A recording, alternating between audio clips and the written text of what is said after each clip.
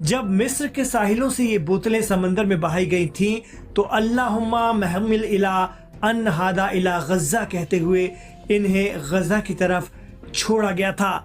हाँ मेरे दोस्तों, जब हुकूमतें खामोश हो जाती है तो वहाँ की जनता बोल पड़ती है, और ये मिस्र की जनता ने एक मिसाल ऐसी कायम की है। जब मिस्र के साहिलों से ये बोतलें समंदर में बहाई गई थीं, तो अल्लाहुम्मा महमिल इला अन हादा इला गज़ा कहते हुए इन्हें गज़ा की तरफ छोड़ा गया था, जिसका अर्थ है ए अल्लाह रब्बुल इज़्ज़त, ये सामान गज़ा के ज़रूरतमंदों तक पहुंचा देना। मुझे यकीन है कि ऐसा होगा, क्योंकि तू बड़ा रहम करने वाला और मजलूमों का मददगार है। इस मुहिम का नाम है C2C a bottle of hope for Gaza, यानी समंदर से समंदर में उम्मीदों भरी एक बोतल जो गज़ा के लिए है।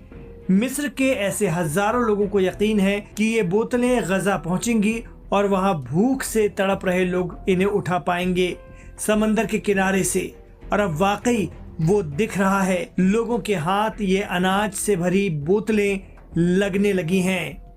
दरअसल गज़ा में इसराइल की जबरदस्त घेराबंदी और लगातार हमलों के बीच हजारों छोटे छोटे बच्चे, बुजुर्ग, खवातीन भूखमरी से जूझ रहे हैं। गज़ा में 3 माह के एक बच्चे ने तो दूध की कमी से दम तोड़ दिया। लोग खाना लेने इमदाद सेंटर पर पहुंच रहे हैं तो इल्जाम लगता है कि इसराइल की फौज एक साथ 35-40 लोगों को गोलियां मार रही है।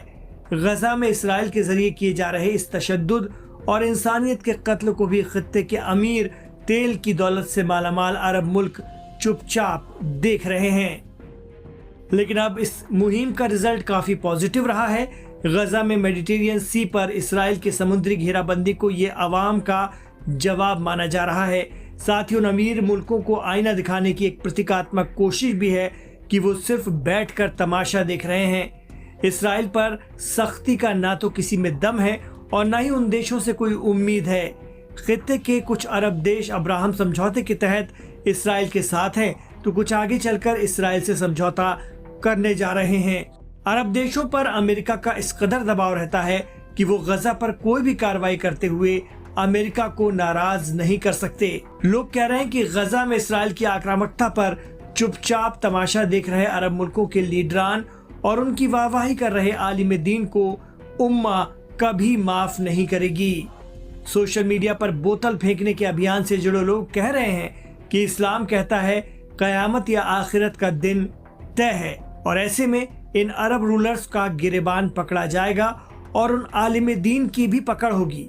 सवाल होगा कि भूख से तड़प रहे बच्चों को देख तुम्हारा दिल नहीं पसीजा?